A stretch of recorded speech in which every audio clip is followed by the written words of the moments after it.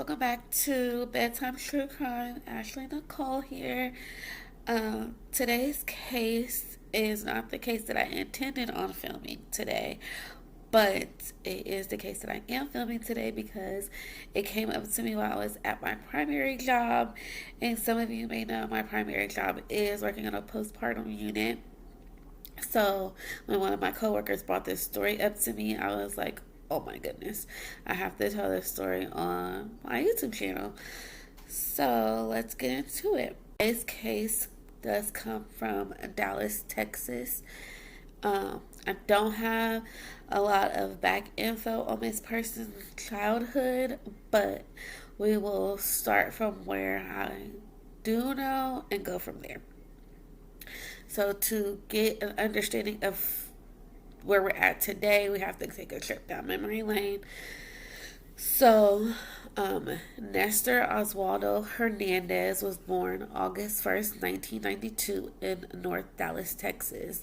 It's been reported that he did attend a high school in Texas. I'm not sure if he graduated or what happened. But from 2009, in 2009,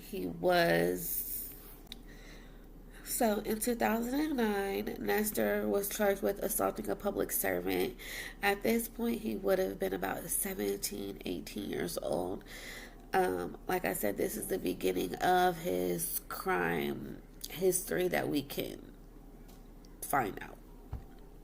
So, following that, in 2012, he was charged with robbery. And then from 2012 to 2015, in 2015, he brutally assaulted a woman, forced himself into her apartment, robbed her of $3,000 in cash, and stole her car. It was later that evening that he was picked up by police because, of course, her car was reported as stolen. So he was picked up on that, and that is how we got to September 15, 2015, and him facing the aggravated robbery charge of the first degree felony. This led Hernandez to taking a plea deal of 8 years, and he would ultimately get out in 6 years, which would make it October 2021 when he was released from prison. He was then required to be put on an ankle monitor to serve the remaining of his sentence.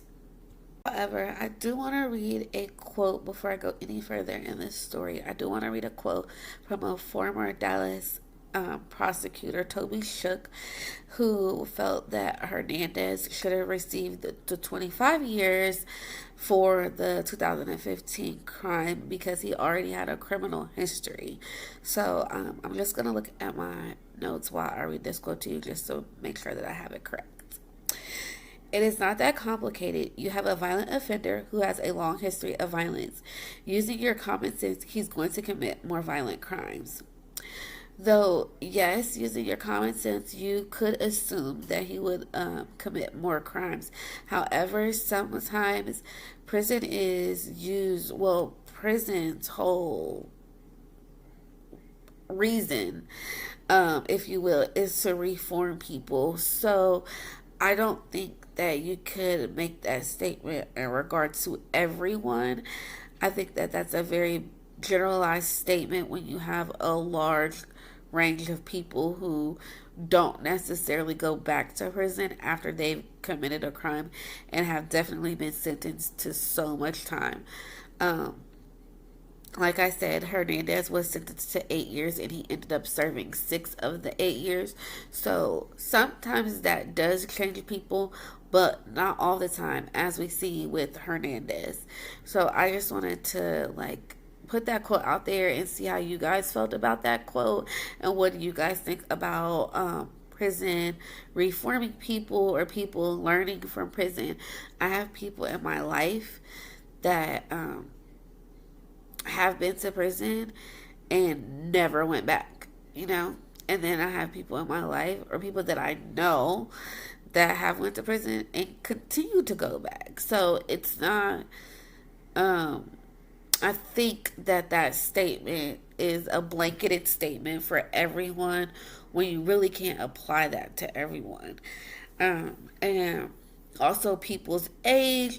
There's so many different caveats to just like, well, if they had this, if they did this in the past, then if you release them, they're going to do it again. It's hard to say that when you talk about everybody because age plays a factor.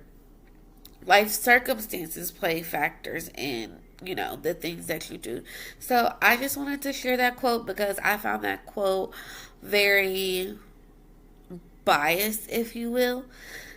So, yes, please leave in the comments how you feel about that quote. I'll read it one more time. However, since Nestor's release from prison on parole, he has continuously had run-ins with the law. On March 9th, he was arrested for a minor accident and was released to his parole officer in April. Following that,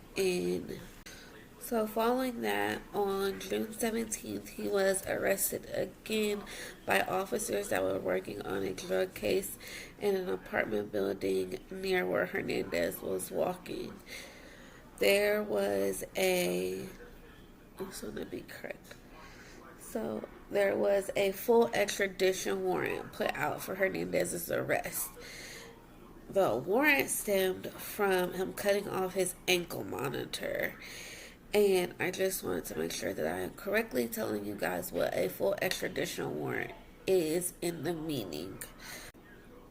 The full extradition warrant was put on Hernandez from the Texas Pardon and the Parole Board.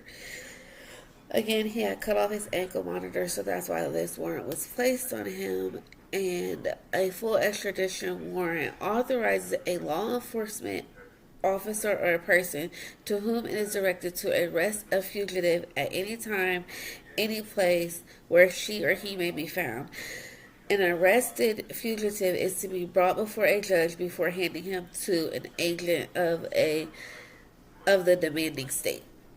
So this means that he has to be arrested and detained and go before a judge, and then they can hand him off to wherever he's supposed to be going. At this time, he was still in Texas, so he's still within his state. But I'm assuming that so if he was like in Ohio, they would have to send him to Texas after he went before a judge in Ohio. So that's basically how that works. But he was already in Texas still, so he was arrested and detained. And I'm going to show you guys a clip of like him once he was arrested. He literally headbutts the police car. And it's just so crazy to me because we were just talking about people headbutting, like the art of headbutting something or someone is insane to me. But so I'm going to insert the clip of him during that arrest. So he is then booked into Carrollton Jail, where he spends a total of 100 days in jail in ISF, which is the intermediate sanction facility, but you can only be there for like 60 to 180 days or something like that. So he was sent there, and again, he served a total of 100 days. Then he was released under the same condition that he would have to wear an ankle monitor. He was released on September 28th. So literally maybe a couple weeks or just a month before this all happened. He was released on September 28th, 2022. And then this all occurred on October 22nd, 2022.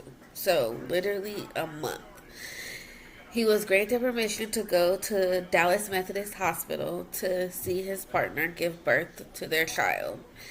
According to people at the hospital, he was already acting really sketchy. He was just asking them questions like who's been here, who's been to see her, all of these types of questions, and staff was already kind of like on the edge. Well, he goes in to see his partner and begins hitting her with a pistol. And the nurse, um,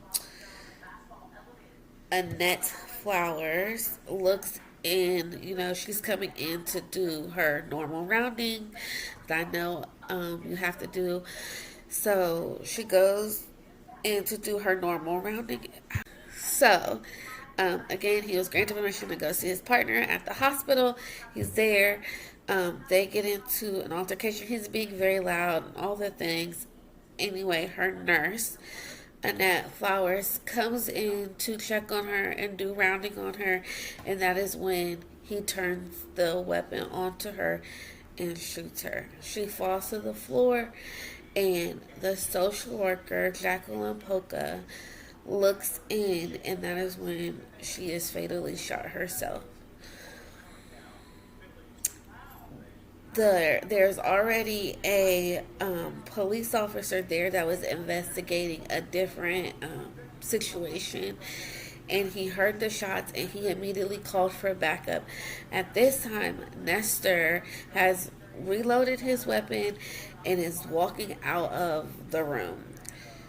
This police officer, Robert Rangel, sees him and is yelling at him, put his hands up, and he's not listening. So the police officer, ends up shooting him in his leg, and he crawls back into the room of his partner where he had a standoff with police. Ultimately, he was arrested, and they did take him to a nearby hospital for treatment. But just to bring you up to speed, so he is charged with capital murder, and he is currently arrested, obviously. This story is so crazy. So this story is so crazy to me just because, like I said in the beginning, my primary job is on a postpartum unit. And even when we're talking to other people in the hospital, everyone's like, Babyland is so happy. It's the happiest place to be. Everyone wants to work in a hospital. Most people, I should say, want to work in a hospital on the baby floor, postpartum unit, labor delivery, and you never really think things like this would happen. And for it to happen is just mind blowing that on someone's happiest day this happens. And not only was, I'm sure it was traumatic for his partner, but think of the other mothers and other parents that had to listen to all of this happening.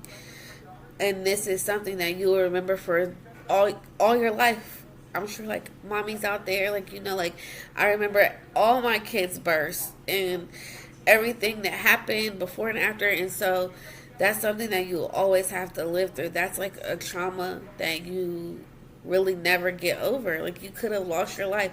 What would happen if there was a stray bullet? What would happen if, God forbid, so many things could have occurred that day that working on a postpartum unit, you never think, oh, this could happen to us. Oh, we should be wary of that, because most people are coming in for a happy time, a happy experience. So it's just really sad, heartbreaking. So, like I said, this case is really new, literally maybe 2 weeks old at the time that this video is coming out. So, as the case goes on, I will post updates in the community tab. I might even do an updated video on what's going on. But yeah, so this case kind of took over what I was intending on recording, because I didn't even know about it, and that is another thing that's very crazy, because I didn't even know about it. I didn't hear about it. Someone at work had brought it up, but it was not on any of my news alerts or anything. And I asked Justin about it, and he didn't hear about it. So it's just really crazy that something like that happened in the world and it wasn't more publicized. Which I'm sure there's a lot of things like that, but just working on a postpartum unit, it really makes you think twice and be thankful that, you know, nothing like this has happened. You expect, well, you don't. You shouldn't expect like stuff anywhere like this, but you don't expect that in Babyland. So, anyways, thank you guys. If you have any comments, case suggestions, anything like that, leave them down in the comment section. Be nice, be loving, or be nothing to everyone. And subscribe. Bye. You're gonna say bye? Baby, we have to go this way.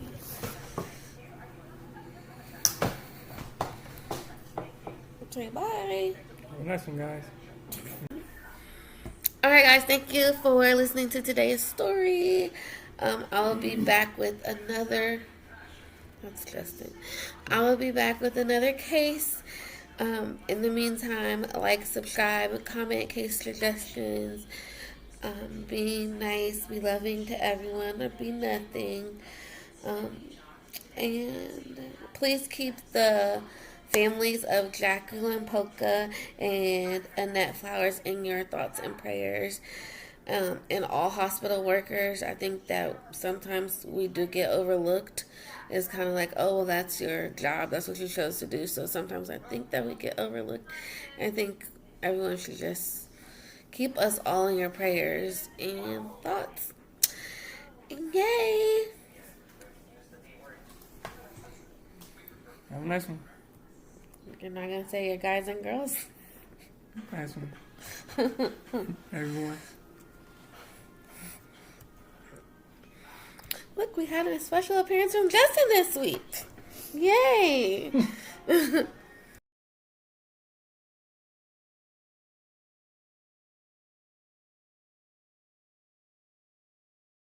The video starts around 10:20 in the morning on October 22nd. Nestor Hernandez walks down the hallway and grabs a mask. He continues to his girlfriend's room on the labor and delivery floor where she recently gave birth. What we don't see, inside the room, he hits the patient multiple times. Police say he tells her he's going to kill her and anyone who walks through the door. The footage shows caseworker Jacqueline Pokuaa walking into the room. Hernandez shoots her. Methodist Police Sergeant Robert Rangel is nearby. His body camera captures the sound of 3 gunshots. The last one strikes nurse Annette Flowers standing in the hallway. As she goes to find help, the sergeant's weapon is drawn and he radios for backup. Dispatch. Got emergency traffic. I got 10:30. A man with a gun up here. Police say Hernandez reloads his weapon and starts to walk out of the room. Sergeant Rangel shoots him. All I could see was a black pistol. You see it right now? No. He walked in the room. He was coming out. I believe he had the gun in his hand. I shot one time and he went back in the room. A standoff continues as police try to negotiate with Hernandez. Okay, listen, we can work this out, partner, okay? All I want to do is just get the people outside, please. Both healthcare workers, Jacqueline Pokuaa and Annette Flowers, die from their injuries.